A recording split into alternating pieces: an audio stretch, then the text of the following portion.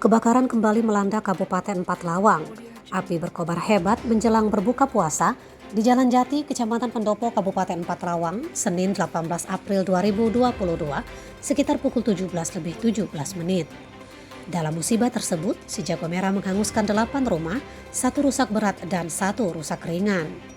Adapun rumah yang ludes terbakar masing-masing dihuni keluarga Mina Limi, Rusmi, Arsyad, Ruslan, Haji Rusdi Ema, Reviola Husna, Haji Jumli dan Haji Malisi.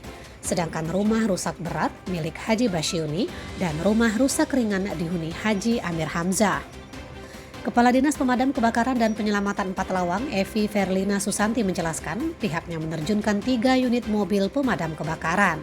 Menurutnya tidak ada korban jiwa dalam peristiwa itu. Hanya saja korban mengalami kerugian mencapai miliaran rupiah.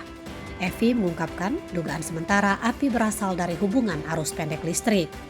Padli Boy melaporkan dari Empat Lawang.